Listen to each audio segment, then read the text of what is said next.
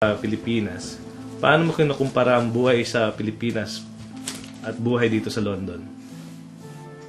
Students in the Philippines and in London are sort of similar, as when I was back in the Philippines, I was studying hard to provide for my family, and seeing as I'm studying now in London, I'm doing the same as well.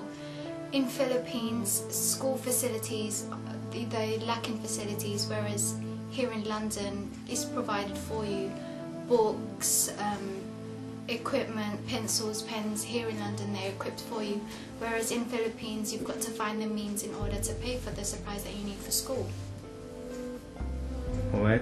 Do you have plan to go back to the Philippines?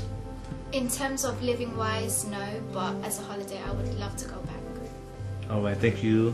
Life in London is more easier because the facilities is more better and it's easier to find a school. In Philippines it's harder because you would have to pay for equipment and everything and going on trips and things. And in London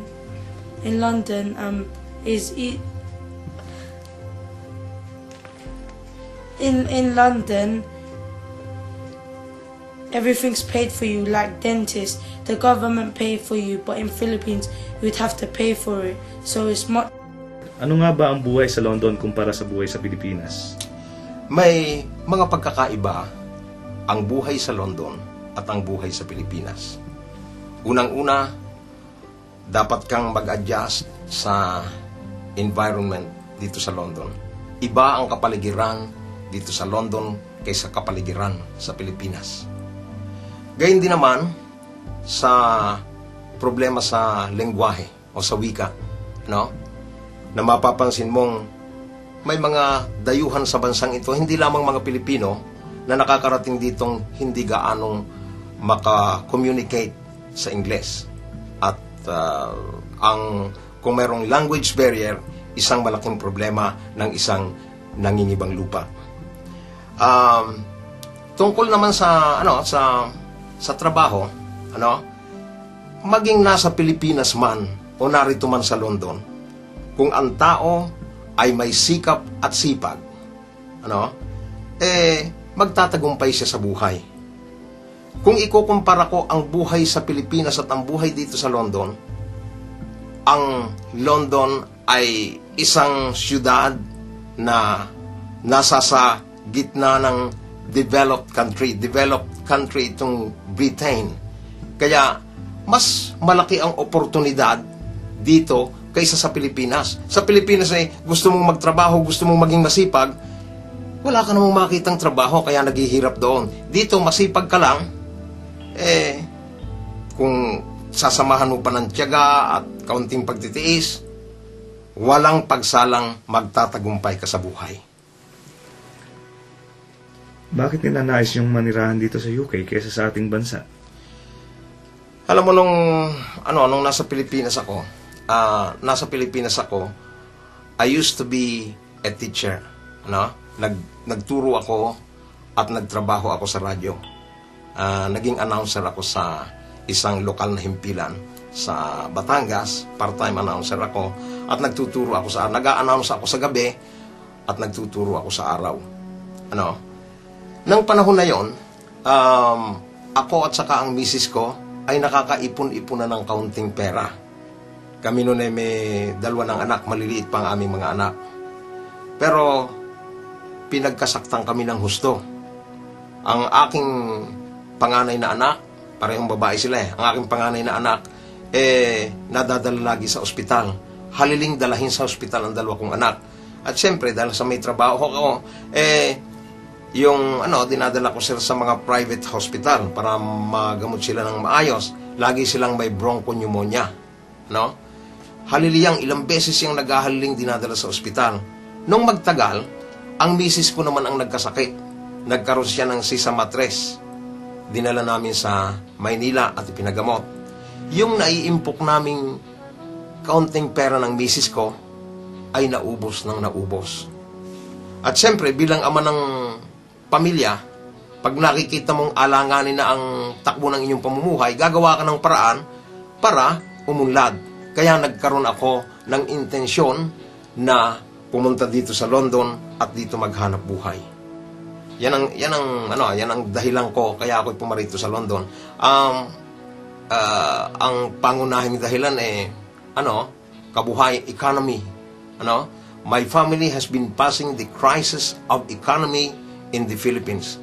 That is the reason why pumarito ako sa London. May plano ba ako kayong bumalik sa Pilipinas at ipagpatuloy ang inyong buhay? Aba, opo. Simula pa nang ako'y makarating dito sa London, sa ngayon ay 30 taon na ako rito at ako'y isa ng retired employee dito sa London. Nung bago-bago pa man ako dito sa London, talagang ang bala ko ay uuwi ako sa Pilipinas. There is no place like home. At palagay ko, ito ang dapat ding isipin ng sinumang nandarayuhan sa ibang lupain. Dapat silang umuwi sa sariling lupa. That is where I belong. I should go back home. Ano po ba ang mensahe ninyo sa mga Pilipinong gustong mga ibang bansa? Sa mga kababayan kong maaring nanonood ngayon, at nakakapanood nitong sa television ito, nais ko sanang ipaabot sa inyo na ang mga ibang bansa ay may tamis at may pait. May tamis sapagkat maaring umunlad ang iyong buhay at maaring ikaw ay magtagumpay. At ang pag-unlad at ang pagtatagumpay ay walang pagsalang iyong makakamtan kung sasamahan mo ng sipag at tiyaga ang iyong pangingibang lupa. Ngunit, hindi nakaila sa inyo ang mga kwento, ang mga kasaysayan ng mga babae at mga lalaking nangingibang lupa na nabibigo sa buhay. Sino ang mga nabibigo sa buhay?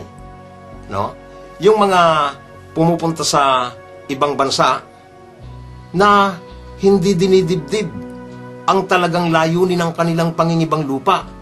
Merong dahil sa naiwan ng asawa sa Pilipinas, ang lalaki o babae ay nakakakita ng ibang kapartner sa ibang lupa. O kaya, yung naiwan sa Pilipinas, naliligawan naman ng iba.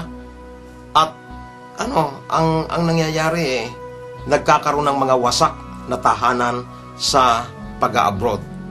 At sana, sa mga nagbabalak pang mag-abroad, sana'y huwag maging dahilan ang pangingibang lupa ng pagkawasak ng mga tahanan.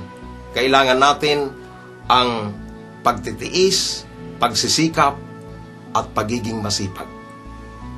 Yan ang mensahe ko sa aking mga kababayang gusto pang mangibang lupa. Salamat po, Kuya Bert. Ano nga ba ang buhay dito sa London kumpara sa buhay sa Pilipinas? Well, London is very busy, always on the go. Of course, because of the weather, Japan, way of life. Most of here, I have a good job. Because of this high standard of living, you have to do everything. There's no fair for everything.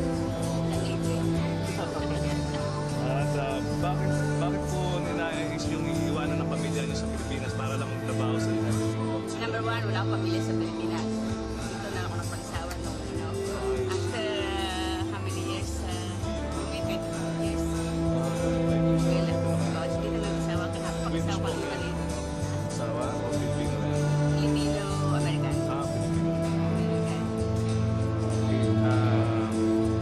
American. Ang last question ko po, may plano ba kayong bumalik sa Pilipinas at ipagpatuloy ito? Ipagpatuloy ang inyong buhay? Siguro